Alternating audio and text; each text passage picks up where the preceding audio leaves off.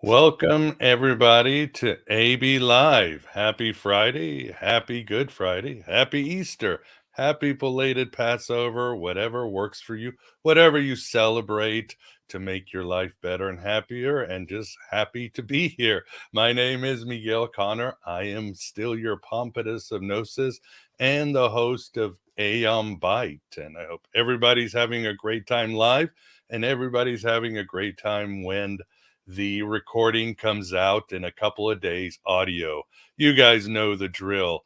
And with us, somebody who I interviewed too long ago, but life happens, and somebody whose work I have followed, including his great podcast, Engineering Mental Sanity, which you should follow, and his great book, Breaking the Spell of the Ivory Tower, and that is Jerry Marzinsky. Jerry, thank you very much for coming back on the show. Oh, you're more than welcome. Glad to be here. Yes, and we will summarize your very important work, I feel, and see where we are from 3 years ago because the world ain't any more saner, I feel. So, and I'm sure it's something to do with these things that are out there. But with us too, we've got the Moondog Vance. Vance, how are you doing? Oh, just made it under the wire. Little doggy running around, editing our one of our last shows. So, but here I am. I made it, and Awesome. ready to see how the Archons were responsible for what I just went through. Yeah, when in doubt, blame somebody else. I'm the That's best right. at Got to it. blame I am the something. best at it. It's something, it's some other power, never my And responsibility. could it So be Archons? awesome. Well, as you know, we've made a few changes. So please, if you have any questions, super chat them. I see Grandpong out there since he is sort of a co-host and guest. I think we would probably have to leave him as the exception, or he'll jump into the studio and tell us what's up. But yeah, if you have any questions or remarks for Jerry or anybody else, please super chat them. As far as housekeeping, excellent shows coming up. For the Astronosis conference at the end of June, we have the schedule ready, and yes, it's an excellent talk on many on the archons, and you'll love the subjects, and I'll have them for you next week. I'll send out a missive on the email for those of you subscribe and social media. And yeah, we will also have an interview with Ralph Ellis, the first time he's come on the show, also overdue. So he'll give us his very interesting ideas on the origins of Jesus and Mary Magdalene. A little late for considering the Easter weekend, but never too late to expand your mind. Other than that, let me think. I will think of other things as the show goes on. So, Jerry, I don't want to sound like it's a loaded question, but and again, we can unpack as we go. But maybe give the audience a brief overview of your work and what you're doing in relation to, well, the research you've put out. A brief overview. Yeah, that's what I was going to I'm say. kind of like, how do I do that? Well, how about this? Since you've talked, I mean, this, again, 3 years ago, we've had many guests, Paul Levy on Wetiko, other guests, John Lamb Lash on Archons. It's a sort of idea of mind parasites, but of course, they all come from different ways. Some, extraterrestrials, spiritual beings, so forth. Some, it's just more of the Jungian. You've created a shadow or a complex that's taken over your mind. Do you agree with their work, or you say your work is similar, or your niche is a little Okay, different? yeah. If you want to start with the parasites, yeah, we can start there because it took me years to figure this out. Um, Yeah. I noticed when I first went to work in the biggest psychiatric hospital on the planet back in the 70s. Um, yeah, one thing to school I hated about psychology is you couldn't take anything they were teaching you and go try it out for yourself. It's like you can't get into a psych ward. You can't get into a prison where there's psych people. You can't get into a psychiatric hospital. You're sealed off. So there's no way to verify any of the stuff they're teaching you. So they pounded into our heads going through, I've got 4 years of undergrad psychology, 2 years of counseling, 2 years in a psychology PhD program, 8 years of programming, that I had to overcome to get to the truth of what was really going on. So, first I started seeing chinks in what I was taught. So that's part of overcoming the ivory tower is they pretty well, what seared into our minds that schizophrenia and mental illness was due to some kind of chemical imbalance in the brain of the patient.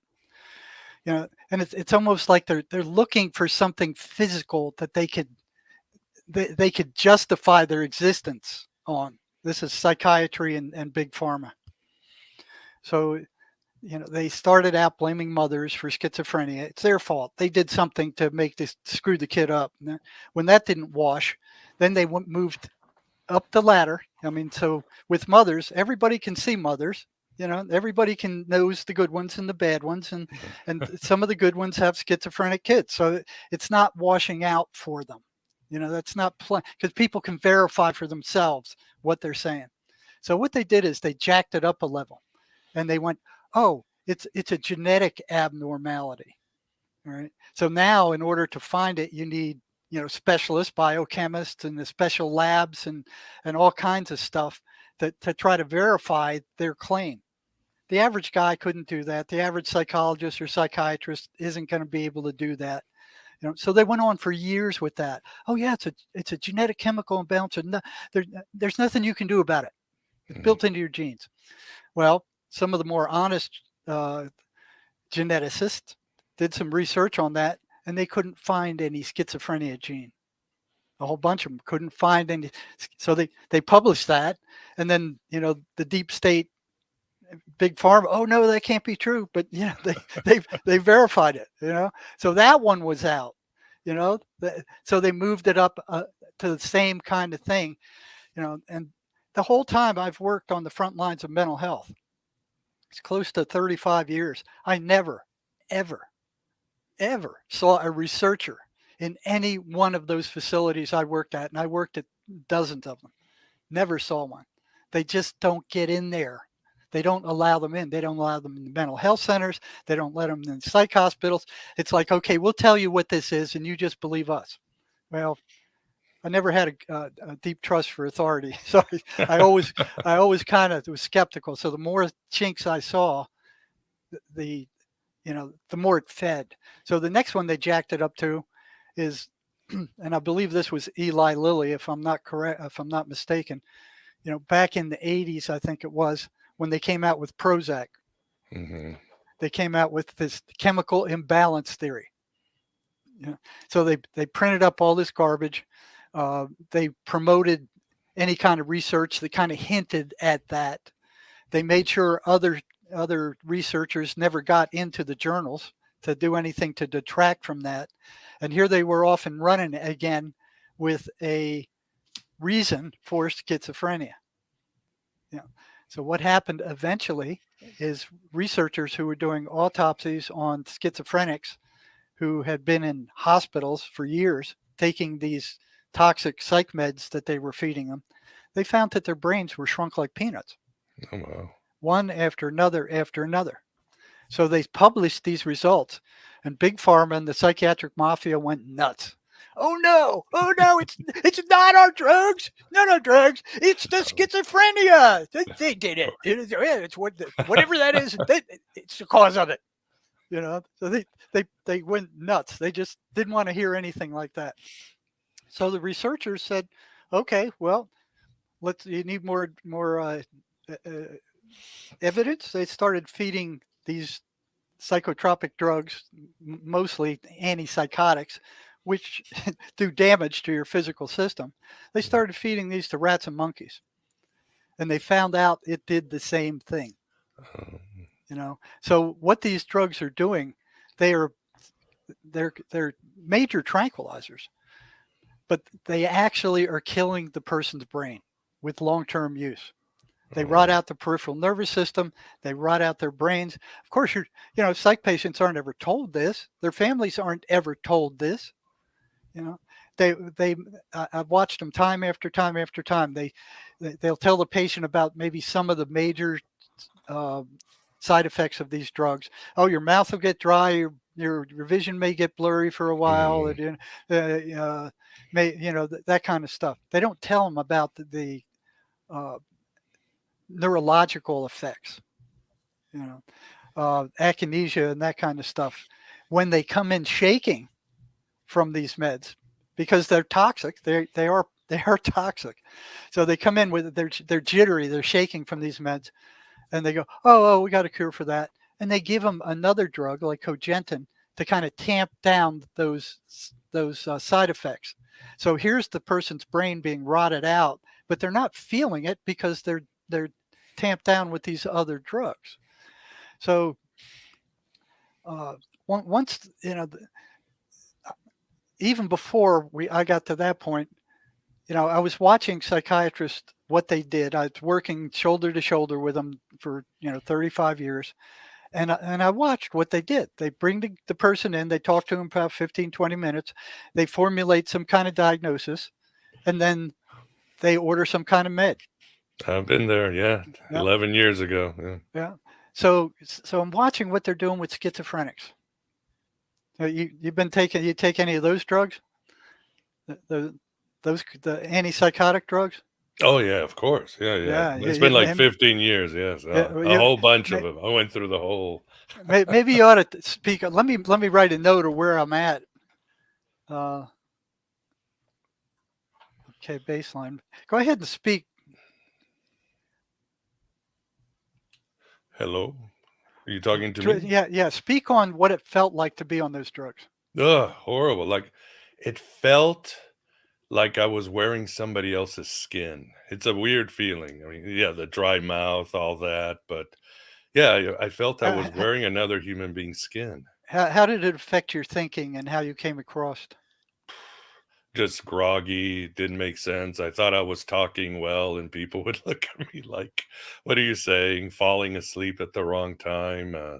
Yeah, definitely seeing things that weren't there. So, Yeah. So these drugs are toxic.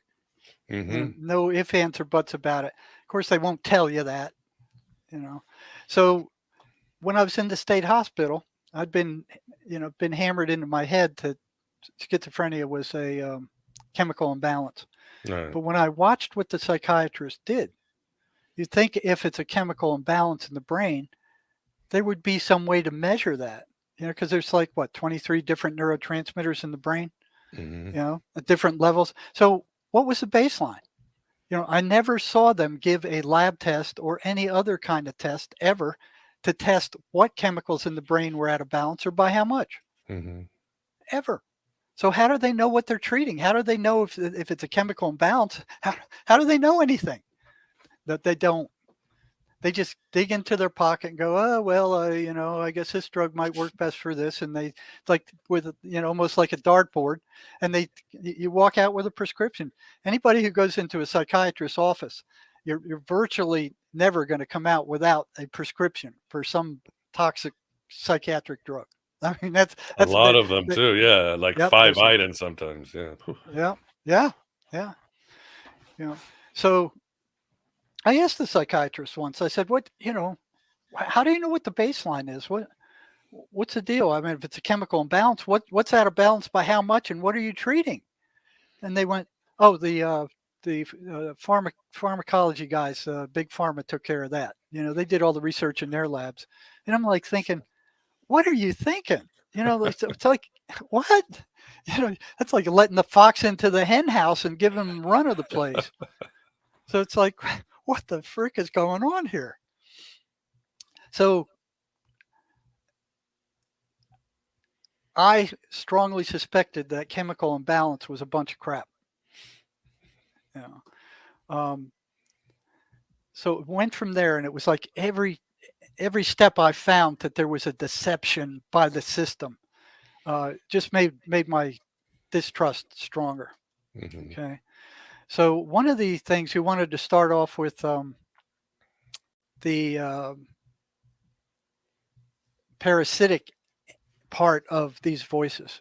Okay, one thing I noticed. Well, there were three main things I noticed right off the bat with the voices, and I got into trouble with psychiatry for asking patients questions about the voices.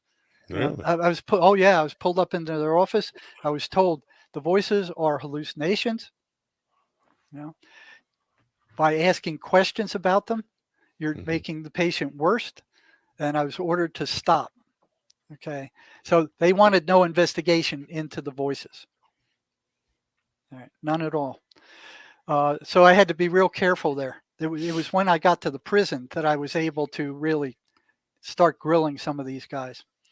But what I found all the way along was that, number one, the energy of the patient would be gone once these voices attacked. And number two, the voices ran patterns. Okay. So, the first four patterns, there's 23 of them. So if the voices are running patterns, they can't be hallucinations like the psychiatric mafia insists they are. Now, this is something that anybody can check out for themselves. If you live with a schizophrenic, if you work at a psych hospital, if you have a good rapport with these patients, you can check out these patterns. Okay? The voices are consistently negative. They're derogatory, they're insulting, they're abusive, they're destructive. A repeatable, predictable pattern. They're anti-religion. They don't want anything to do with religion. They don't want the person reading the Bible. They don't want them going to church. They react like worms thrown on a hot frying pan when you repeat the 23rd Psalm. Why would a hallucination do that? And firstly, since the voices are consistently negative and they don't deviate from that path, what is it that's holding them on that negative path? How come they're not random like everything else, like all other hallucinations? No, they're not random. Something is holding them on that negative path. And they stay on a negative path. You won't ever hear them say anything good. They're anti-religious. They foster and create negative emotion. They energetically drain their victims. They get louder after sunset. They get louder when ignored. And I don't know how many times I've heard psychiatrists say, "Oh, hey, just ignore them. They're hallucinations." I remember the first time I heard that at the psych hospital, I called the person that the psychiatrist told that to back to my office a week later. And I said, well, the psychiatrist told you to ignore your voices. How's that going? He said, it ain't going well at all. They get louder. So I found that interesting. So whenever I found something like that, I document it. And then I start asking all my other patients with schizophrenia, is this true for you? It proved true for all of them. Even to this day, if you try to ignore the voices, they get louder. They will not be ignored. Why would a hallucination do that? They foster self-destructive behavior. They foster isolation. And that's the worst thing that you could let happen to a schizophrenic, because then they're locked in this room alone, listening to the crap these voices are feeding them 24 hours a day. That's the worst thing you could let happen. All right. They maneuver for increased control over the victim. They gaslight. They manipulate perception. So if the schizophrenic's walking downtown and some people are laughing on the side of the street, the voices will tell them, hey, they're laughing at you. Okay. Now this is interesting. They have complete access to the schizophrenic's memory. See, they're not physical beings. They're energetic beings. There is no time. There is no space. There is no matter where they're at. Okay? So they operate at a different level of reality, and what John Mace would call the energy universe, not the physical universe. It operates with different laws. So they can go into the mind of the schizophrenic and pull up every rotten thing they'd ever done, and then just start blasting them with it. Remember the time you did this stupid thing? Oh, yeah, you hurt this guy. Remember that? That happened to you? Oh, yeah, of course. Yeah, Okay. yeah. Very intense sometimes. Yeah. pull your hair out, hit your head on the wall, all that good stuff. Yeah. You remember the kind of crap they were telling you? Oh, of course, of course. It was yeah, horrible stuff. And yeah, even since our last interview, the Psalm 23, if I'm excited, works like a charm. I've talked to friends who suffer from depression, or they think, and I say, try Psalm 23, and 100% of the time it works. There's something magical about that. I don't know Yeah. why, but Yeah. it works. Well, I'll tell you, the voices absolutely hate it. Mhm. You know, like I said, I've had 3 patients tell me, you know, that reciting Psalm 23 is like throwing worms on a hot frying pan for the voices. They Yeah, it can't works. stand it. You know, so why would a hallucination do that? You know, Yeah. they speak in complete sentences. It's see, when I got out of graduate school, I thought, oh, hallucinations is they're going to be hearing word salad. You'd never be able to understand anything they're saying. You know, it'll be a bunch of gobbledygook. That's what the impression I had and then when I got to the psych hospital, I was watching schizophrenics walking around, carrying on conversations with their voices, just like they were talking on a telephone to somebody. Right. You could hear that one side of the voice, the conversation, but you couldn't hear the other. They'd be arguing with them and fighting with them and cussing them and all kinds, but it was in complete thoughts, complete sentences. It wasn't word salad like I believed it was. Now they demand that the victim not tell anybody else about their presence. They will tell the victim that if you tell anybody about us, you're going to get locked up in the psych hospital and they're going to drug you silly. Unfortunately, that's what happens way too much of the time. They're consummate liars. You can't trust them about anything. No matter what they're telling you, you can't trust them. It's what they're after is to get you upset. Once they can get you upset, then they can take your energy. Mm. They only can consume negative energy. They can't stand positive energy. So that's why the content of the voices is consistently negative, abusive, and derogatory. And they don't care. They don't give a darn about you, and they hit us all. From time to time, you're walking down the sidewalk and all of a sudden you get this crazy thought to, bang the person in front of you in the head because they're holding you up on the sidewalk. Or, hey, why don't you, well, I wonder what would happen if I drove my car into oncoming traffic. Or you're standing on a bridge and you go, oh yeah, maybe I wonder what it would be like to jump. I mean, Yeah, those, that weird sudden death wish. Yeah, right. you're right. So those thoughts are not coming in from your brain. They're coming in from outside. We're taught from the time we're born that thoughts, every thought that comes into your mind belongs to you.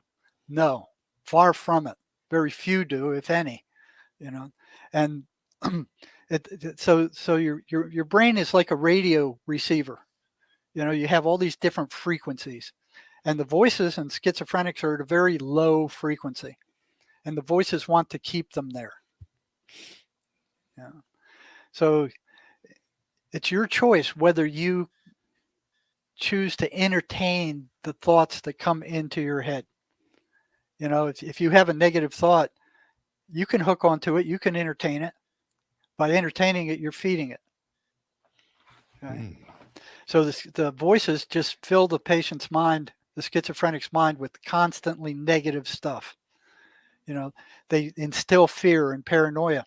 And then when they have the person's attention, they're actually feeding off of that negativity and that fear.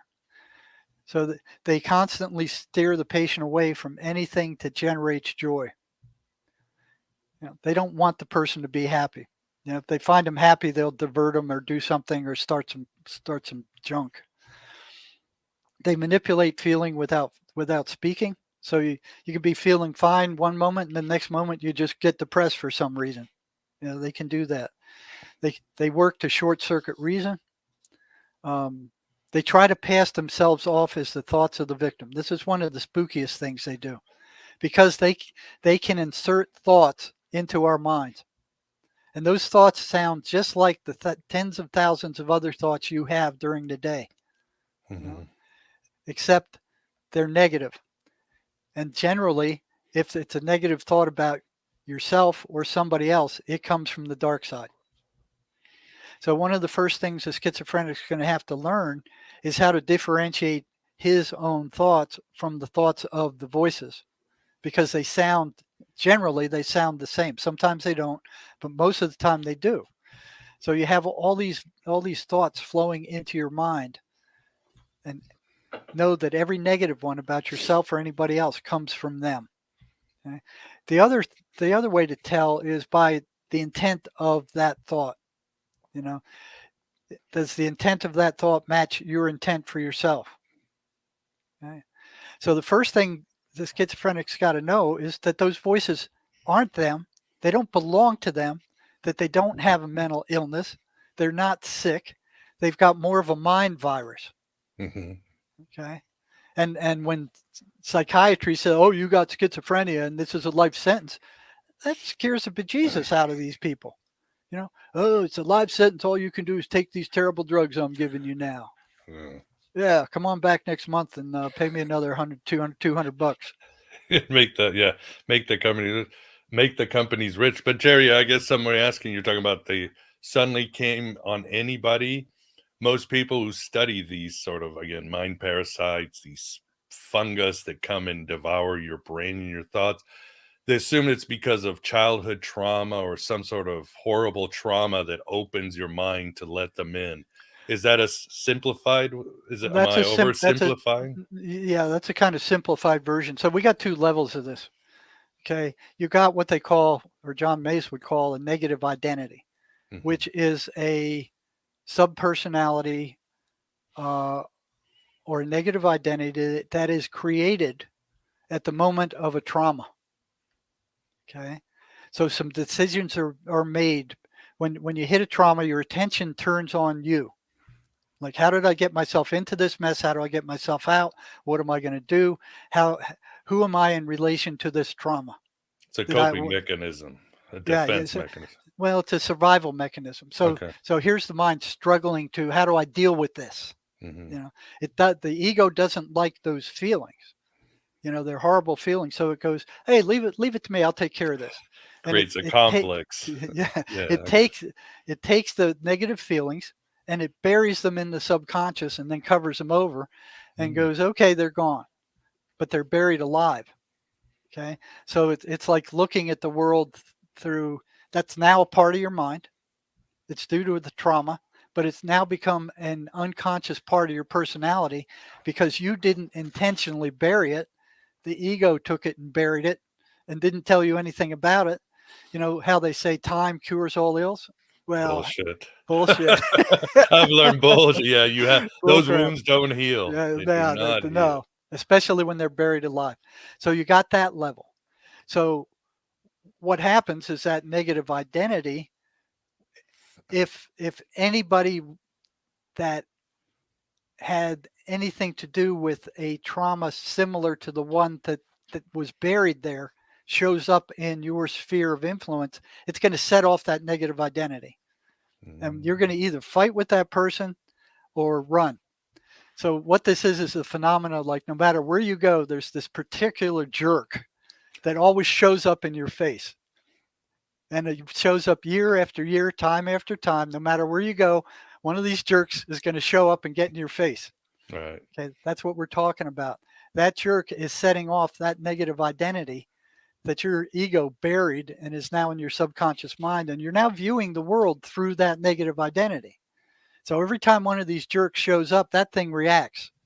It doesn't respond, it reacts. It's like, well, that SOB, get him away from me. I don't want to deal with him. I can just feel him. Keep him away from me, that kind of thing. So you got that level. But when the trauma continues to build up and the negative and the vibration gets lower, I think virtually every schizophrenic that I've talked to had some kind of major trauma and usually repeated traumas. Okay. Abuse, stuff like that. Yeah. Sexual, physical abuse, sexual abuse. But there's a one-to-one correspondence between trauma and psychosis. The other correlation with psychosis is, so there's no chemical imbalance crap here. There's a one-to-one correspondence there. But I think I gave you, there's like how many of these There's 28 patterns. But the point is that if the voices are following predictable, repeatable patterns, they are not hallucinations like the psychiatric mafia has brainwashed everybody to believe. Mhm. Now, all these points that I brought up are completely verifiable by you. You don't need no geneticist. You don't need no chemical engineer. You can see it for yourself. If you're working around schizophrenics or you're dealing with them, these patterns are active.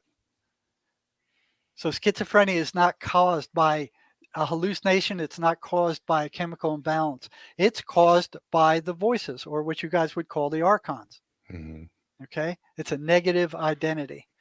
Now, the way I came to discover that, it took probably more than 10 years.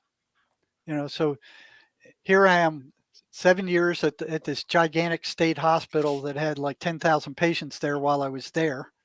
I didn't know anything. I mean, everything I was taught in school was of very little use to dealing with schizophrenics. What they were doing there is like, take your meds. If you don't take your meds, we're going to force them on you. That's the only thing they knew to deal with. They tried all this other crap. If you in the book that we wrote, you can go through the history of psychiatry and all the tortures they tried on these people to work. When I was at the state hospital, they were giving them shock treatments. Ooh. This was like running, I don't know how many, enough volts through their brain to cause them to snap their arms if they weren't strapped down tightly. Oh my God. They And that wanted to only, do that to me 20 years ago. Thank God I said no. well, that They kills. said, they told me, oh, it won't hurt. It's different than the movies. Well, Which it I didn't depends on how believe them. long ago it was. Yeah, Yeah. good for you. And it will get rid of the voices for a few days, maybe, but that's it. Right. It destroys your brain. So let me see, where was I going? No, you're talking about your experience, how you started Oh, okay. discovering there were different treatments. Yeah. Well, yeah, there were all this garbage, but we're going for the parasitic part. Okay, the voices are parasites. How I found that out. So I knew for more than a decade that when the voices showed up, the patients felt drained. Schizophrenics felt drained. Oh, the other thing I left out with the cause for schizophrenia is amphetamine. I've seen more prisoners go insane on amphetamine than any other drug. It's very dangerous. The prisoners called it the devil's drug.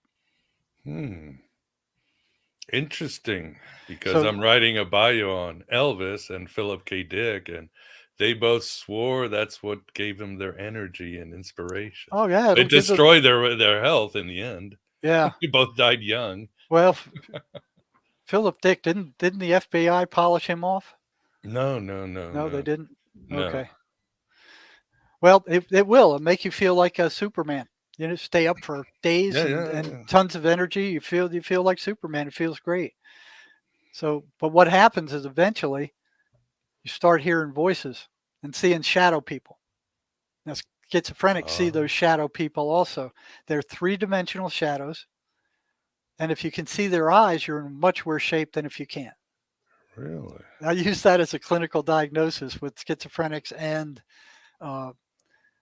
meth addicts. My wife sees them every day. She always telling, oh, they're over here, they're over there. Interesting. She just gotten used to living with them. Well, that's interesting that they can. She's a very religious woman. She prays, does the rosary, all that. She's not like, she's functional, happy. Yeah. Well, I've never seen them hurt anybody. Mm-hmm. I do have a story where they scared the dickens out of me once, but it wasn't. It was like somebody who'd been dealing with them for years. It was but yeah, they're basically harmless. They scare you.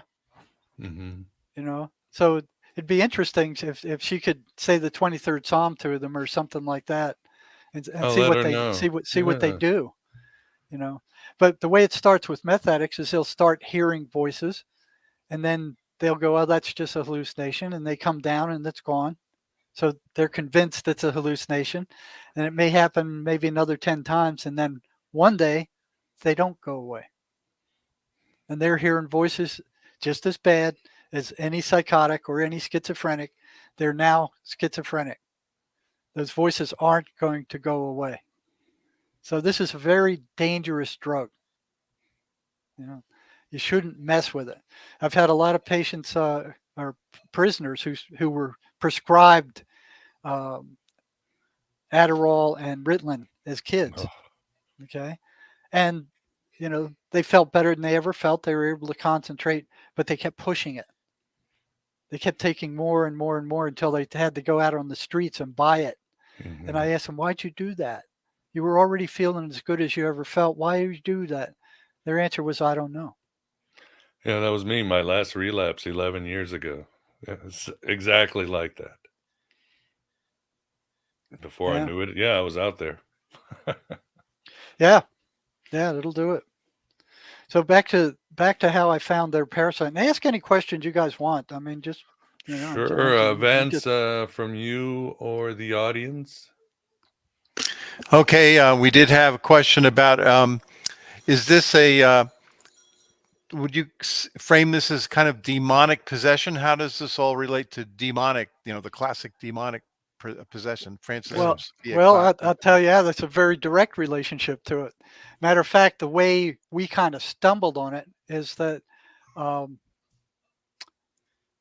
I met a clinical psychologist who was working at a uh, psychiatric hospital, a state psychiatric hospital in California.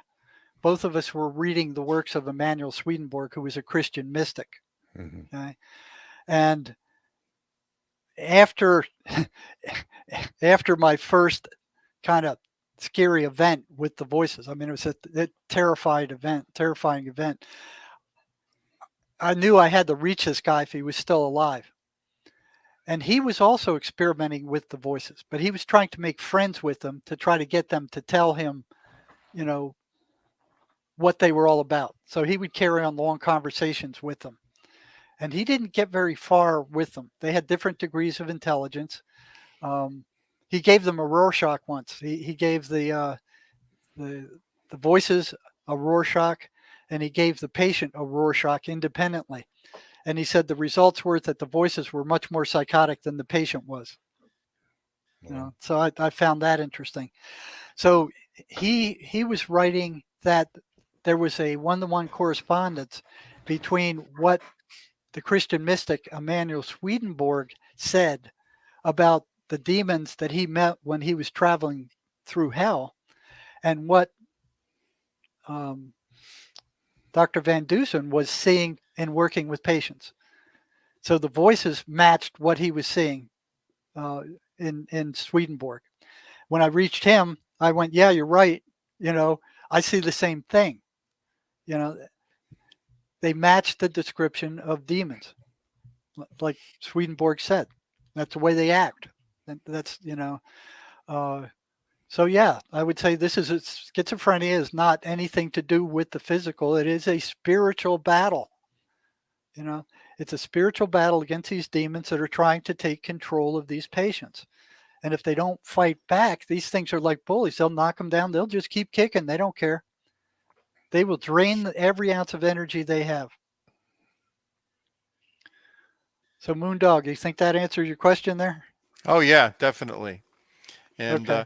of course, the subject comes up. Well, demons, is it the traditional devil, or is it like Gnostic archons, or somewhere in between, or just a universe full of chaotic entities, some of which are No, no, bad, no, some no, which are no. They're good? not. No, they're not chaotic entities. They're usually assigned to destroy the person that they're infesting.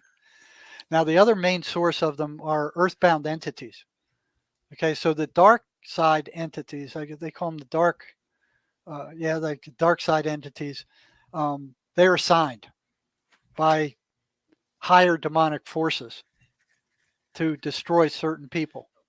Okay?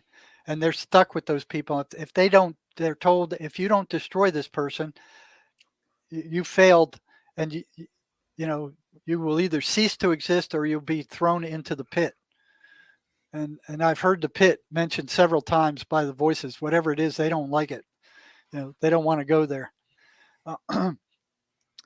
So you got the dark side entities that are assigned to destroy particular people, and then you got the earthbound entities. So somebody got killed on Earth, or they committed suicide. They don't go into the light. Nobody comes to get them, and they go and they jump into the nearest person that they think they can, get into. All right. So they're not demonic, but they are destructive because you have another entity inside of you. Now, you'll see a lot of times where people who have heart transplants or lung transplants or something like that, all of a sudden they start eating food that they never ate before, that they didn't even like before. Hmm. You know, um, stuff like that. So these earthbound entities they're not it's not good for them to be they're not progressing in their spiritual path. They're stuck in the person. They're messing up the person. They're not doing either one of them any good. And lots of times you can talk them out and ask them to go into the light. Okay. Now the other kind, and I've seen this is fairly rare, are um, entities from other planets. That Ooh. that get in there.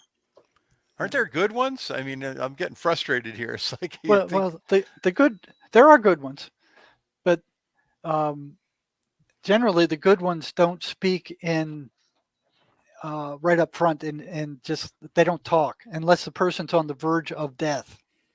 Okay, so um, the way that would happen, I had okay, and they interfere. So from the last 10 years of my career, when I was working for somebody else and didn't have my own private practice, I was working in the ERs in the big hospitals all over Tucson. But I remember the stories that these people brought in. So um, the good ones, they don't interfere unless you ask them. So they're watching over you. Your guardian angels are watching over you, but they're not allowed to interfere unless you ask for their help. They're not like these dark ones that can just barge in there. So ask them for help. They're waiting for you to ask. that makes Now sense. now them interfering at the last moment, from working 10 years in the ER, I'll just give you one or two stories. There was this one lady who everything was going wrong in her life. She lost her husband. She got divorced. She lost her job. She was about to get thrown out of her apartment. Nothing was going right for her. She had a teenage son who was driving her crazy. And after a long period of this, she went, "Okay, I'm done. I'm out of here." So she went and she got some alcohol and she got some pills and she went off to a railroad track, small town, you know, uh, uh, maybe 50 miles out of Tucson, and was waiting at this railroad track that was kind of an abandoned crossing. And she was calling her sister in San Diego, telling her goodbye. And when the train came, she drove around the guardrails, stopped the car right in the middle of the track, and the train blew its horn and bashed her car. Just No. threw her car into the next track.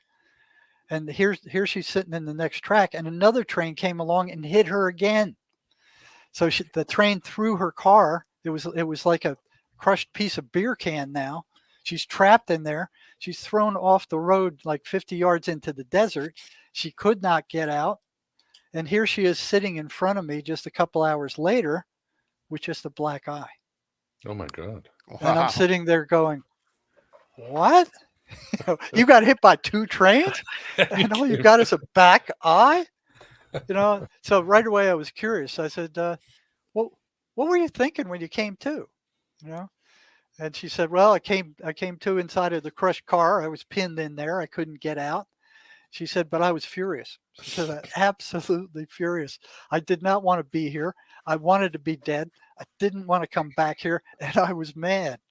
And she said, all of a sudden, she felt this very peaceful feeling just come over her, you know, and she knew everything would be all right.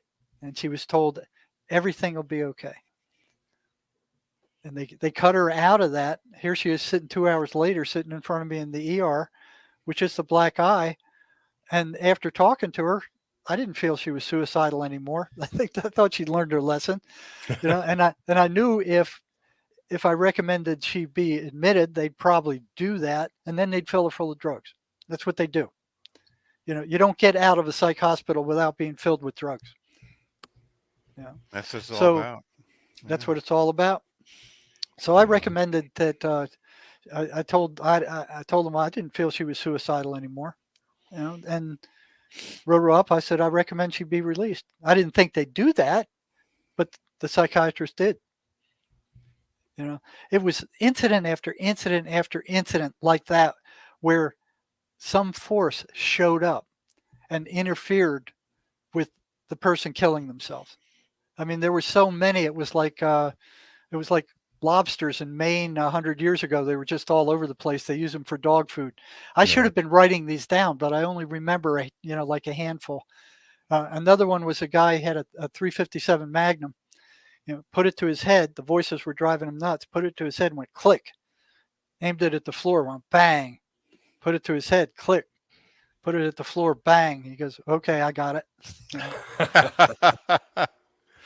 Wow, that's pretty wild. I got story after story after story like that. So that's how they operate. They will appear like serendipitously if you ask for their guidance and help. They come in dreams. A car may pull in front of you with a bumper sticker that says something that relates to what you were thinking about or worried about. Usually that's the way they come, and they'll interfere that way. But the bad ones, they can just barge in there for some reason. They shouldn't be able to do it. But I noticed back at the state hospital that there was a one-to-one correspondence between the voices attacking these people and their energy levels disappearing to nothing. And I thought for probably more than 10 years that the reason for that is because the content of the voices is so awful. You're ugly, you're stupid, you're crazy, nobody likes you, they're just faking like they like you, people are laughing at you behind your back. Every negative comment you can think of that you've ever heard comes from them. Okay. So you got that crap going on. I think if I was hearing that kind of crap 24 hours a day, I think I'd be depressed too. No, yeah, you have to. There's no way around it. And my energy would drop down to nothing also. So I was attributing that to the content of what the voices were saying. But one day, I always got assigned to the worst units at the prison, but that was okay because I was an adrenaline junkie. I thrived on that kind of stuff, so it didn't much bother me. But I was assigned to a medium custody prison, and at the same time assigned to the jail for the entire prison complex. Oh boy. So the worst of the worst went to that jail from all the units all over the prison. So I walk into my office one morning, and here's an inmate letter from an inmate in that detention to this central detention unit, which was the jail for the prison. And it's basically saying, my roommate's crazy. He's a bed bug. He stays up all night, paces back and forth on the floor, talking to voices that somebody I can't see. And now he started standing over me at 3 a.m. and just staring down at me. So here they are sealed into this 10 by 10 cell, half of which is taken up with bunks and a sink and a toilet. So there's not a lot of room in there, So he's going to please come and do something about this guy, So that same time, I got a call from almost back to back from the captain who was running that unit saying, hey, we got problems over here. You need to come over and look at these two guys, see what you can do.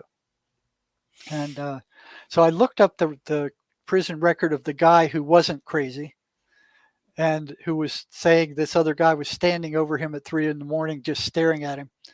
And what he was in there for, at least in the CDU for, was he snitched off the Aryan Brotherhood, which is a nasty white prison gang. These swastika guys, Wow. really nasty guys. He snitched off one of their drug deals, and they had already stabbed him once. So he was there for protective custody. and they wanted him dead so bad that a couple of them got in trouble just so they could get thrown into that Oh my detention God. unit and have a chance to get this guy. So they were already over there, and they were shooting notes under his door saying, "We're here waiting for you. We're right here in the same cell block. First chance we get, you're dead." And they're throwing these notes under his door, you know. And so you couldn't be under more stress than that poor sucker. He's living in a little shoebox with a floridly psychotic prisoner who was in for who knows what. Could have been in for murder for all we knew. I never did look him up because I knew he was nuts. And and then he's got these gangsters waiting to kill him outside the cell block. Outside in the cell block. So I brought them in one at a time. So first I called in the guy who was, he was sane, but he was trapped in there with this guy. And I watched him come up the steps, and he virtually bolted up the steps. He didn't use the handrail. His gait was normal. He sat down in the chair. He was attentive. His speech was normal. He was a little bit anxious, of course, but otherwise he came across fairly normal. I didn't see any mental illness with him. I didn't see anything other than he was trapped with a psychotic in a shoebox. So I said, I'll do what I can for you. I have to get a psychiatrist to come see him and see the other guy, to calm him down. So I brought him back, and I brought the other guy in, the psychotic guy, and watched as he climbed the steps, and he didn't have any energy at all. He had to use the guardrail. He was kind of struggling to get up the steps. He made the second flight. He's kind of dragging his feet. He came in the office. He sits down. He's slumped in the chair. He doesn't have any energy. You could tell he's just depressed and washed out. And I asked him, "Are you hearing voices?" He said, "Yes, they're horrible." He says, "I'm hearing scores of them." And I said, "How's your energy level?" He said, "Very, very low."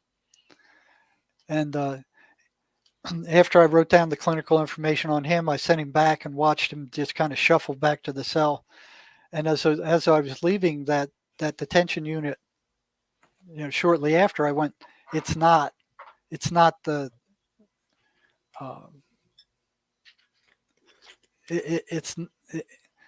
it's not the negativity of the voices themselves. It's not the anxiety associated with them themselves. It's not the content. Something else is going on here. So or the anxiety. So it was like it's not due to the anxiety. Because nobody could be under more anxiety than that poor guy who was locked in with a psychotic and gangsters trying to kill him out. That's pretty bad. The anxiety doesn't get much higher than that. So he wasn't psychotic, and I'm like, okay, it's not the anxiety that these things are causing. Something else is going on. So I saw that there was a one-to-one correspondence between the patients, the schizophrenics who were hearing voices, and the attacks of the voices and their energy diminishing to zero. Okay, this was like an ideal controlled experiment. These guys were in the same cell, eating the same food with the same guards, with the same inmates. Everything was equalized. There were no exterior factors that could have interfered with this. I mean, it was a direct comparison with everything else equalized. It wasn't the anxiety. These voices were doing something else. Yeah. So I was reading a book by, well, first of all, I was working with a select group of prisoners who were psychotic in the prison unit I was working in. So I carefully screened them, and we made a deal. I said, I'll do everything I can to help you out.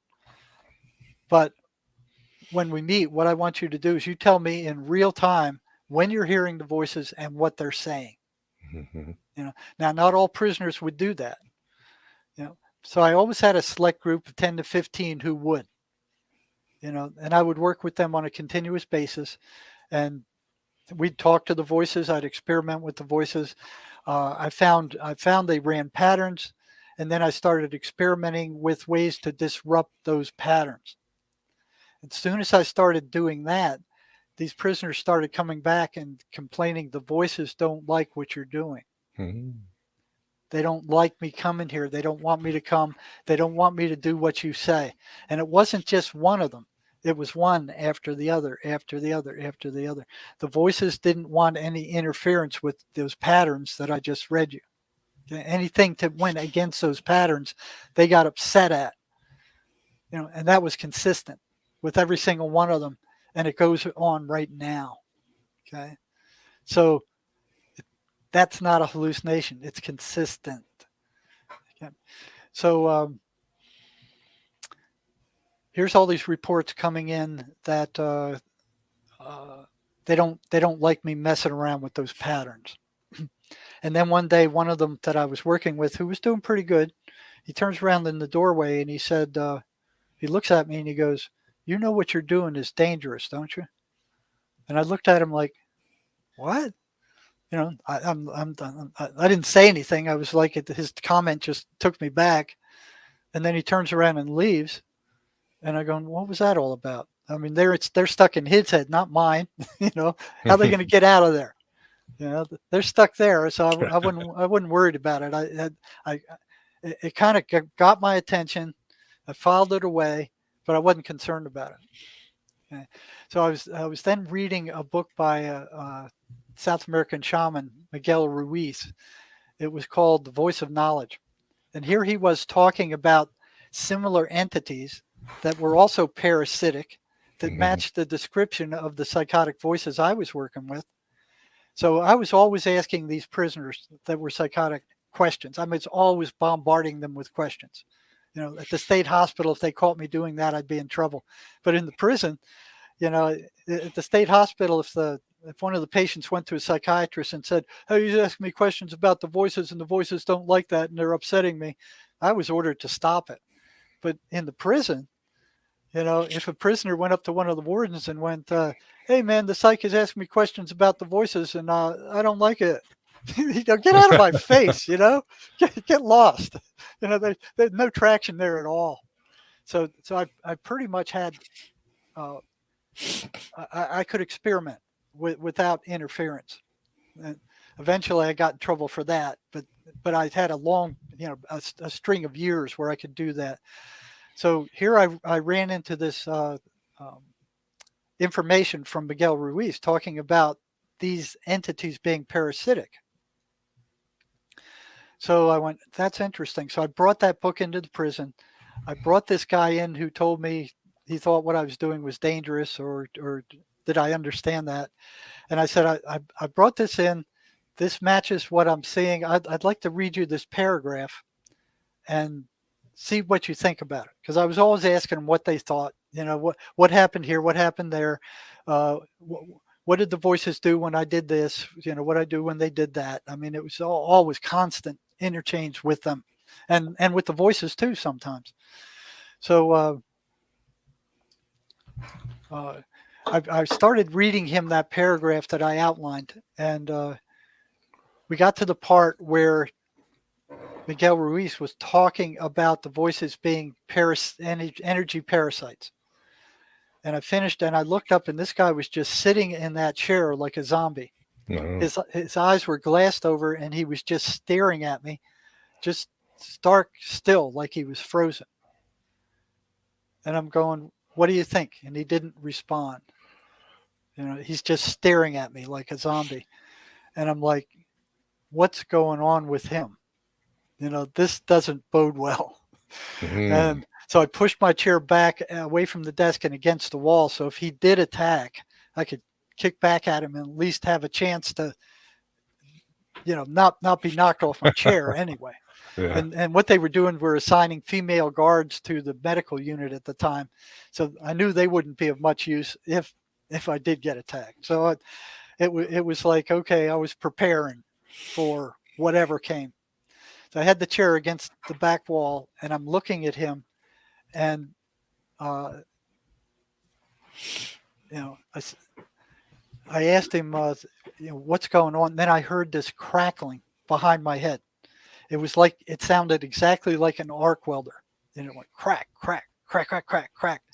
And I whip my head around, and I look, and I don't see anything. I don't smell anything. And I look at him, and he's just still got that zombie glaze with the glazed over eyes. He's staring at me.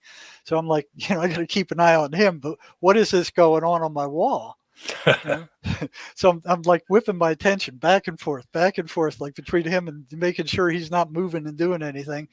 And then it started going up the wall to my right of my office, just crack, crack, crack, crack, crack, all the way up the wall. And I'm still dividing my attention between him and this crackling noise. But I see nothing, I smell nothing, I taste nothing. I only hear this electrical crackling, and it was loud. So this went on for about 30 seconds. It went up the wall. It went across the top of my office, right over him while he's sitting there, so I could watch him and look for that sound too. And then it came down the left wall and came right down next to my leg and jumped into this Rubbermaid trash can right next to my left leg. Oh. So I'm watching him, and I look down into that trash can, and there's nothing in there. It was cleaned the night before by the inmate porter. All it was a plastic bag covering. There was nothing there. Wow. And then it just suddenly stops. And I'm like shocked. I'm like, what just happened? So I'm like stunned.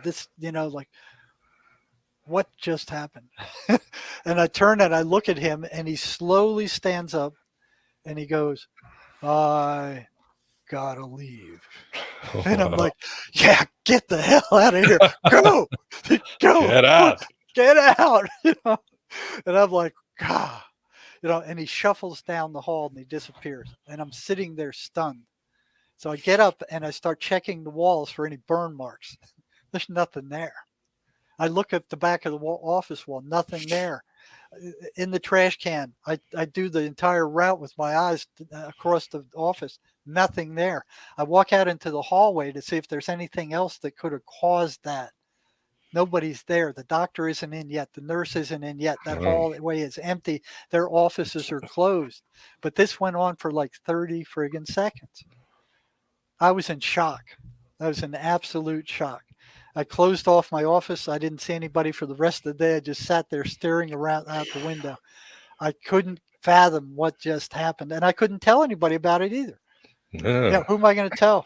I tried telling my wife some of this earlier, and she would go, "Oh no, don't tell you shouldn't be doing that." Exactly. You're picking through the heads of psychotic people anyway. What's the matter with you? So I was like, okay, I can't talk to her about these things, Yeah, removing mines from a battlefield might be easier. So. Yeah. So she didn't want to hear it. I knew that. I certainly couldn't talk to any of my fellow psychs. I couldn't do that. So I'm stuck with it. The only people who understood were the schizophrenics themselves. I could talk to them about these things, but not normal people. So it's like I had my foot in two worlds, and I didn't have a good roadmap of the second one I was in. Yeah. So I'm like, where does this go? Where is this going?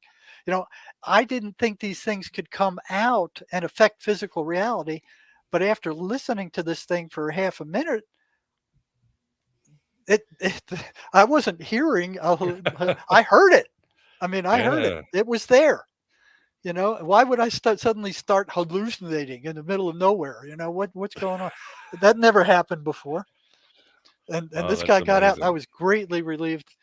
And it took me probably 3 or 4 months before I got enough courage to call this guy back. I didn't want to be anywhere around him. It's like, I don't know what happened. I don't want to know what happened. And I didn't want to know what happened for probably 3 to 4 months later. And then I started thinking about, I wonder what happened. Oh, wow. So here's this approach avoidance thing. Well, maybe you should call him in and find out what happened. And here's this other part going, what are you, crazy? Don't do that. So it's like finally my curiosity overcame me. So I sent him out a pass, had him come down to the psych office, and he comes in, he's looking good. His energy level was high. He didn't look depressed. He looked good. And I said, wow, you look good. And he goes, well, why shouldn't I? I said, after last time, I thought for sure the voices would beat the crap out of you and you'd be a frazzled piece of junk now. Right. He goes, no, I've been practicing what you told me to do to disrupt them. I haven't gotten rid of them, but I've been able to hold them off. So he was holding his ground, and he came in, he sat down, and I said, "Hey, remember the last time you were in the office?" After we did some small talk, I said, "You remember the last time you were here? Did you hear that crackling?" And he goes, "Yeah, I heard it." But he says, "I'm surprised you did." And I go, "Oh yeah, I heard it. I Oh, heard it. I heard it plenty." I asked him, I said, "What was that?" And he goes, "That was them." And I'm them who? The voices? He goes, "Yeah, that was the voices." And that sent a chill up my spine because I didn't think they could affect physical reality. And yet they were sending sound waves off my office walls to me. Now if I were telling this to a psychiatrist, he goes, "You're a lunatic. Here, take these drugs." Right away. You come out of there, "Oh yeah, you're psychotic. You've been working with these guys too long. You caught the schizophrenia germ. Take these drugs." Yeah. But Reality police. reality police. That's right. The high priest of mental health. That's right. So what we need. That's what we need. But Jerry, I guess what some people might be asking, especially when I'm looking at the chat, especially people might need it. What is your prescription to fight these things or how do you work with inmates? I'm sure it's not overnight, but what are some of the tools you give them? well, the first thing they have to understand is that those voices are not them. They're not who they are. Okay. Let's see what did I do? And they don't even say who they are, right? There's like, "Hi, I'm the devil," or "Hi, I'm Bob. No. Usually they don't even. Usually they don't even have names. Oh, for the audience, if you get a chance, I don't know if you watch it, Jerry, but one of my favorite shows is FX's Legion, and it's based on David Haller, Professor X's son, who has the same thing. He ends up in a mental hospital. He's schizophrenic, but he finds out that he has a discorporate mutant that's using him, feeding off of him, and controlling his life. And the medicine's actually making him weaker to fight it, and then eventually. Well, you know what? That's pretty much close to true. Yeah, it's a great show about the mental illness and archons, and then it expands. But yeah, so the first thing that they have to do in order to even begin recovery is to realize that the voices are not hallucinations. no. Okay, psychiatry, big pharma, none of those fools have done any research whatsoever on the voices. None whatsoever. It's like, oh, they look like hallucinations, so we hereby say they're hallucinations. We hereby declare the voices are hallucinations because we said so. Mm-hmm. Based on what? Based on what? Because they said so? Yeah. Bull crap. They haven't done one research article on them. They haven't researched them at all. It's because they said so. Mm-hmm. The other thing is it ruins their narrative. If these things aren't hallucinations, then what are they? If they're running patterns, they're not hallucinations. So this kind of throws a monkey wrench in their whole friggin' drug scheme there, And this is something, like I said, you could check out for yourself. So the first thing you have to understand is the voices are not hallucinations like psychiatry is telling you, like the medical establishment's telling you, like psychologists are going to tell you. They are not hallucinations. These things are negative entities. They're parasitic entities. They want your energy. The reason they are telling you rotten things all the time is that they have to lower your frequency and make you feel paranoid. And that's why they call it paranoid schizophrenia. Mm-hmm. Paranoid, anxious, depressed, upset. Then they can take your energy.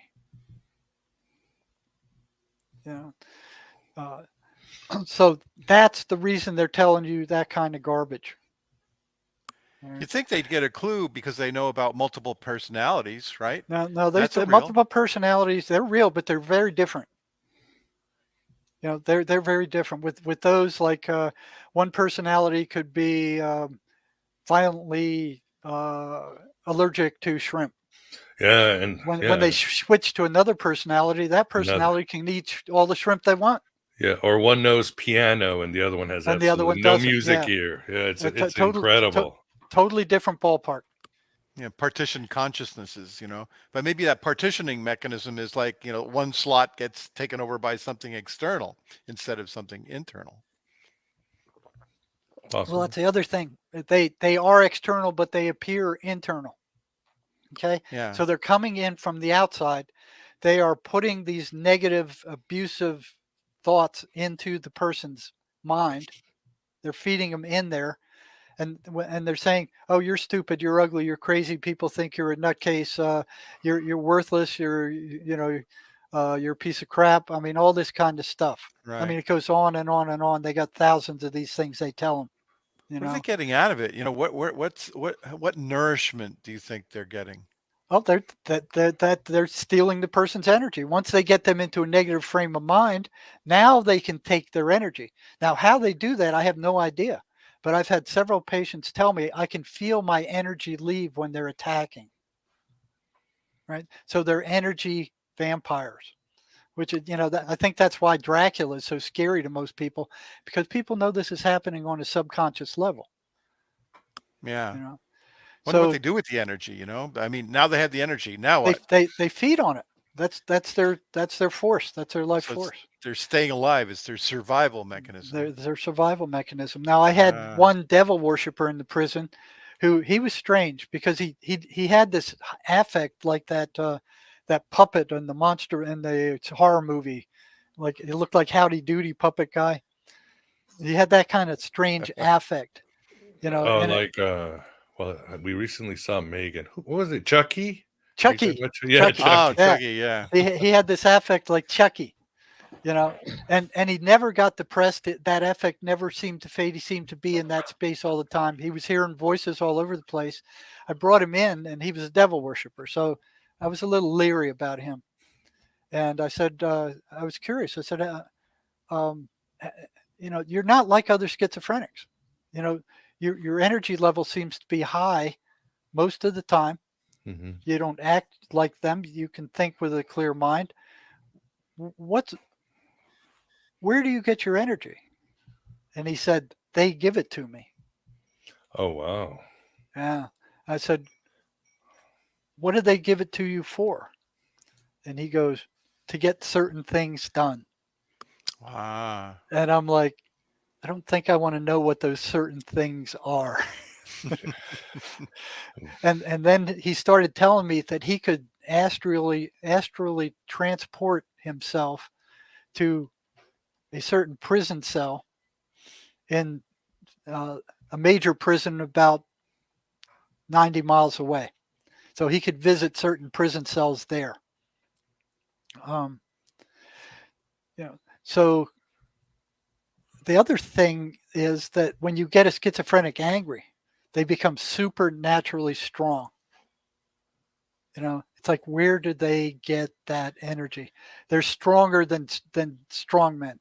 I mean, and to tell you how strong they can get, and this energy doesn't come from them, is they had this one prisoner in one of the maximum security cell blocks in Florence prison.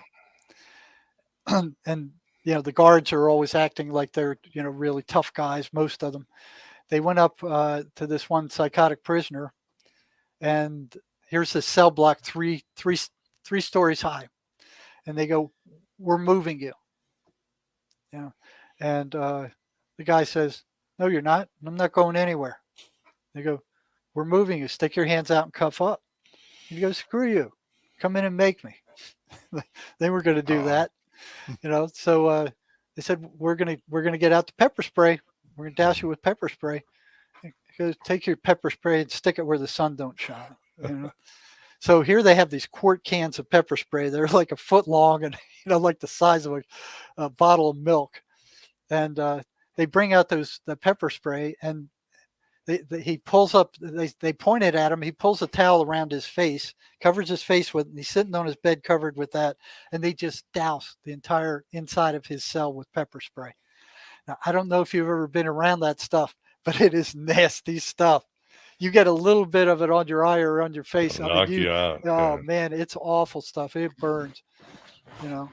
So they emptied a whole freaking can in there. It was so bad that some of it kind of came back out and got on the guards, and they were suffering from it. You know, so he takes the towel off his face, and the guards are like, "All right, now cuff up." And he goes, "Screw you! Come in here and make me." You know, none of them were about to do that at that point. So they, instead of turning the water off in his cell and just not feeding him for a while, they could have got away with that. And finally, when he got hungry enough, he'd go, "Okay, I'll move." Right. Instead, they have to make this show. And once they engage on that cell block, now here's an inmate against the guards. So every inmate in that whole entire cell block is now standing in his bars watching this drama because it's the most exciting thing that's happened in months. All right. So here's more guards come in there. And, they call for a backup because they're expecting big trouble. So they say, bring the stun guns. So here comes more guards with these stun guns, 50,000 volts. These things, you hit a big prisoner with those, and man, they're down. They're down on the floor just like that. I never saw one stand up to a jolt from one of these. So it fired a little metal arrow that kind of went in the skin, and then this wire would feed in 50,000 volts. And most prisoners, it would just knock them cold. They'd be off their feet out. This guy just stood there and shivered. He just stood in the middle of his cell and he just shook. Yeah. And they'd say, "Okay, come on out." They're going, "You bunch of sissy assholes, come on in and get me." So they brought in the second stun gun. So they had two stun guns. One was discharging while the other one was recharging. They went for 11 times. Bam, bam, bam, 50,000 volts. And the guy just stood there and shuddered. He didn't go down. He just stood there and shuddered time after time after time. By then the warden was down there, and he finally stopped him. He said, "If this goes on, I'm going to get sent up on cruel and unusual punishments. Stop it." Okay. So they stop it, and they tell him, "Okay." He pulls out the probes, where the electrode was, and they said, "You don't come out of there, we're going to get the dogs." The prisoners were terrified of the dogs. These were specially trained, vicious attack dogs, German shepherds that came from Belgium or somewhere, and they cost a lot of money. And they're trained to just tear people apart, and the prisoners were terrified of them. So he goes, "Yeah, go get your damn dogs." So they went and they got the dog handler, and they gave him one more chance. "Come on out, or we're going to sick the dogs on you." And he's sitting on his bed, and he goes, "Come on and get me, you bunch of sissies, bunch of fags, come get me." So he's cussing them out. They slide open the cell door long enough for the dog to get in there. The dog runs in there, jumps on him. He throws his arm up in front of his face like that. The dog clamps onto his arm and bites right down to the bone. Oh my God. And he's gushing blood, and he pulls the dog right to his face, brings his arm up. He's looking at the dog in the eye, and he goes, "Sit." And the dog sat. Oh my Didn't God. let go of his arm, but it sat. And all these guys are standing out there like, what the frick is going on in there? And then he has the dog sitting, and he's looking at the dog, and he starts petting the top of the dog's head. And he's going, "Nice puppy, nice puppy." Well, this thing is clamped onto his arm, and he's gushing blood. So they're going, "What the frick?" So the dog had a big chain on it, a big rope. So they pulled on the dog. The dog didn't let go of his arm. They pulled him out into the cell block, and they beat the crap out of him. A whole bunch of them. They ganged up on him. So that just goes to show you how strong these guys can be. They become supernaturally strong. And where they get that energy, it's got to be from the dark side. Okay. So that's one of the things they do with the energy they get. They use it to destroy others. So you're saying, what do they do? Okay, they have to realize that the voices are not who they are. And what's so tricky about this is that they're very similar to all the thousands of other sounds, for the most part, or the other voices that run through your head on a given day. Yeah. Okay, they sound just like them. Only the content matches more to the patterns I've just read you. It's negative, abusive, rotten, fearful stuff. Okay. It's not coming from the person. It's coming from outside them, and it's being inserted into their thought stream. The voices don't want them to know that it's not them, because it sounds like them. Okay. That's the last thing they want them to know. So when I was working in the ER, what I was trying to do, they don't want you to help people in the ER as far as psych's concerned. It's either get them in or get them out of the ER. That's your job. Get them out of the ER. So what I was trying to do is help them as much as I could in the limited amount of time I had. And I had to see what they thought about the voices. If they thought they were exterior to them, I would start telling them about the voices. I would tell them that they were parasites. And boy, when I went to tell them they were parasites, the voices just blew up. They erupted. So I'd warn the person ahead of time. I'd say, okay, they're not you. I'm going to feed you a little bit more about them. In about 30 seconds, they're going to be screaming bloody murder. So just brace yourself. Right. So I would tell them about, you remember every time they come, your attention, your energy level drops to nothing.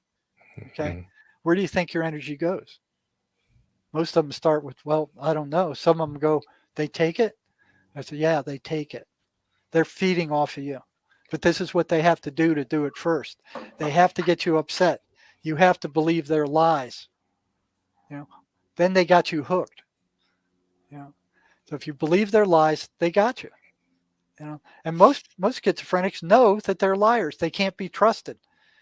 But I asked one, if you know that, then why do you believe them? And he goes, because they're so believable.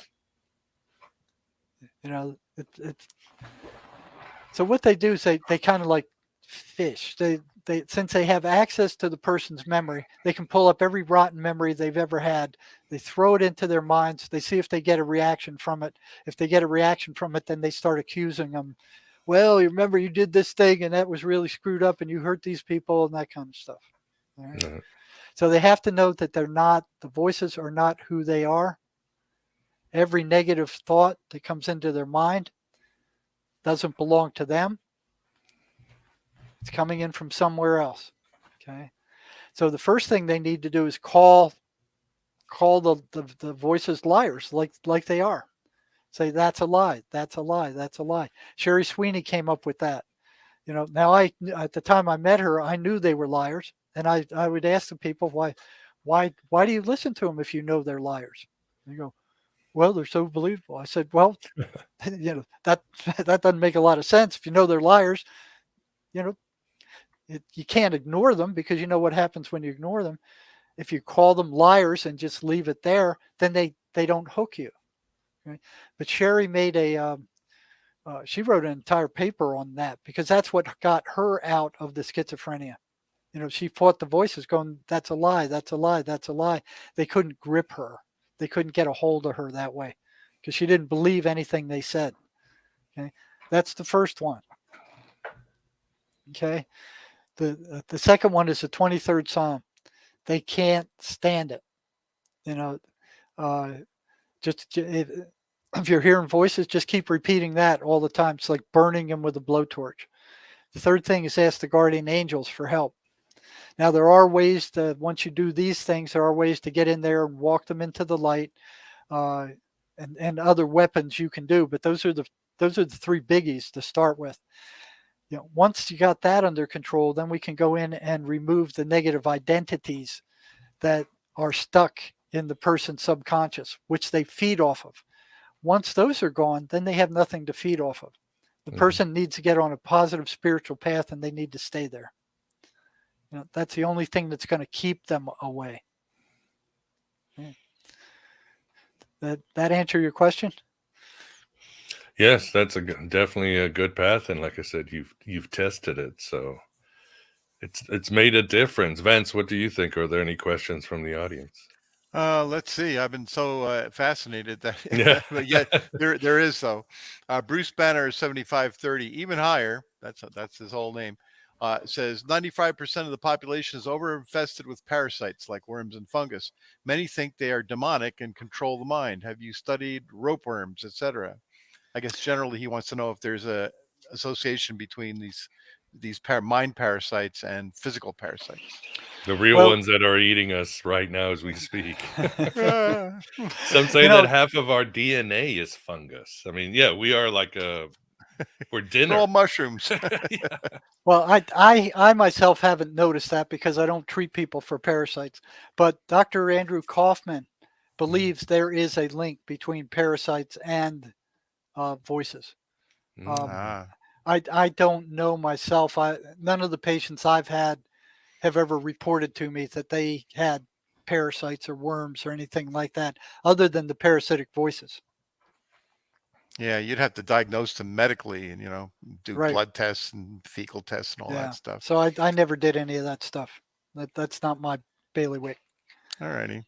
I was wondering what you thought of psychedelic drugs, versus the psychiatric drugs. A lot of people say they take the psychedelic drugs, entheogens, et cetera, and they talk to entities. They don't sound like the same kinds of entities you've been describing. But what's your opinion on that subject? Well, they could be. So you have to stay away from meth. For one, don't go there. Do not use that stuff. Good If you advice. if you have a schizophrenic diagnosis or you're hearing voices, I think they say taking ayahuasca can help, but there's a lot of people who are taking psychedelic drugs and get infested with these things when they do it. Now I have one fellow on my website who that had happened to. Frank, I think his name was. Okay, so you can go there and watch his film. About how they got into him, and they're still in him. He's still stuck with them. So you have to be careful, and especially if you're schizophrenic and you're hearing voices, I would stay away from all psychedelics. You got enough trouble without messing your mind up worse. Um, there's people I've talked to who were under general anesthesia during a medical procedure, and they got in then. Mm. So they can get in during those times. So When the channels are open, yeah. just be careful.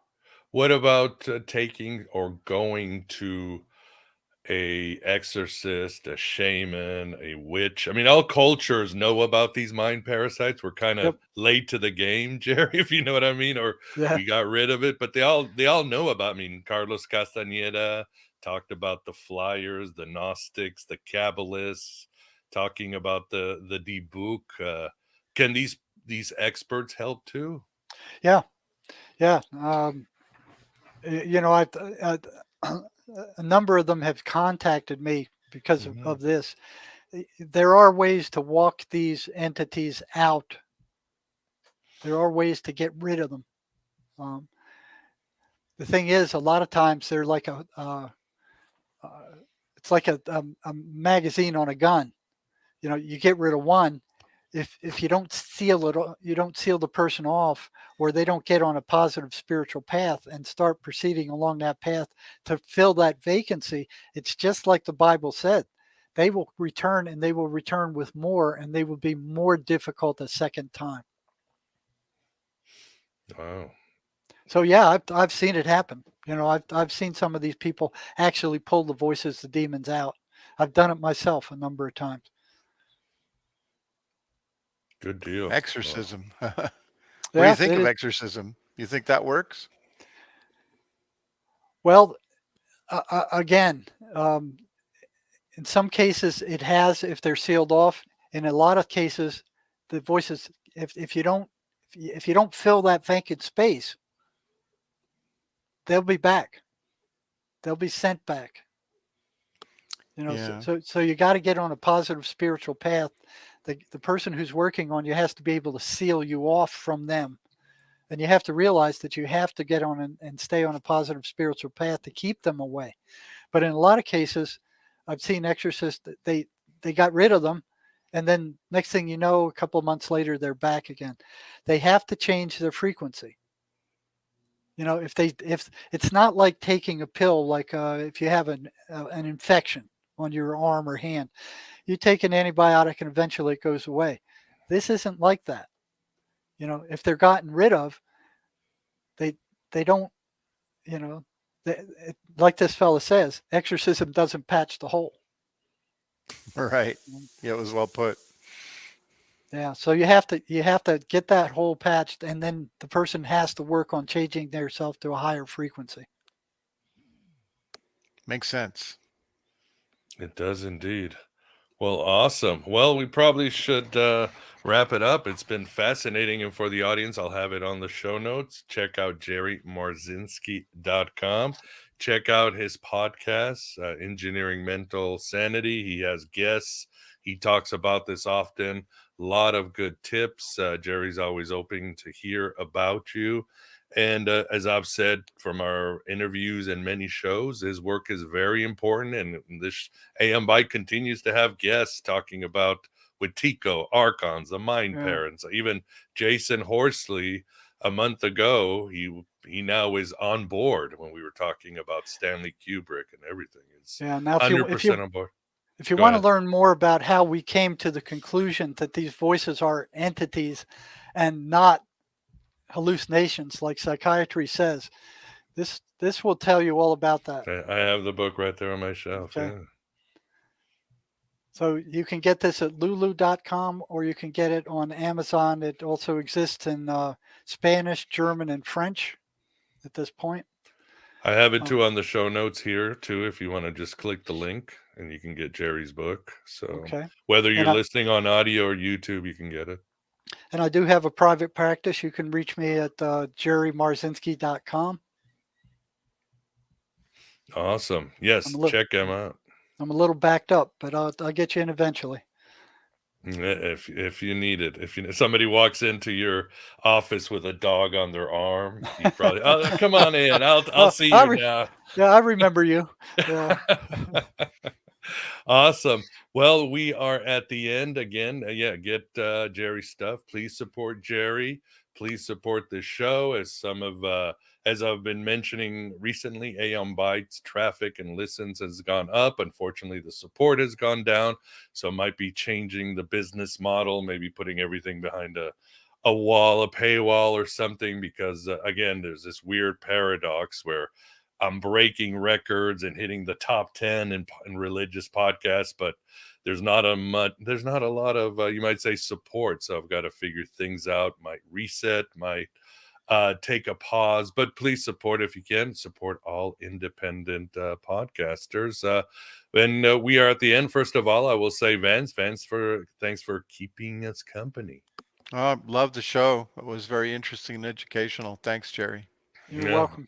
We always look forward to talking to you, and we look forward to having you back and following your work. So, Jerry, as always, thank you very much for giving us your time. Well, thank you for having me. If it wasn't for guys like you, none of this would ever get out. You can bet your booties that the psychiatric mafia and Big Pharma wouldn't put anything like this out at all. Matter of fact, they'll probably do everything they can to suppress it. Yeah. I mean, in a way, it's logical. Why create a cure? I mean, it's illogical. If you create a cure for something, you're going to be out of business. No, they don't make any money on a cure. Matter of fact, they've removed the funding for research in schizophrenia and now it's down to a virtual dribble. They don't want a cure for schizophrenia. They're making, I think it's $97 billion a year selling antipsychotic drugs. Now they're feeding them to kids. They're drugging up the entire population.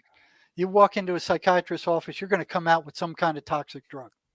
No, it's ridiculous. Yeah, and I agree with you. Somebody who still does volunteer work, it's horrible because they are just cutting down mental health care every year, little here, little there. And it's such a good solution that would really transform this country to get us, instead of, like you said, just doping people out and sending them out to their TikToks or something. And there is a new method that came out. It was discovered by a merchant marine ship captain. It's called the Mace Energy Method. It can go in there and remove these negative identities, it uses the spirit and takes into account the spirit to get in there, find out where these traumas are, and discharge them. I've been using it. I've been using it in my practice now ever since I found it, and it provides quick, amazing results that are lasting. It's nothing like talk therapy at all. It's cutting edge stuff.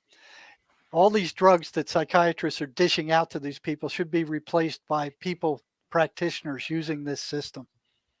Do you have it on your site yet, or is there anything, or is it something somebody has to work with you one-on-one? No. They can go. There's books on it. Oh, okay.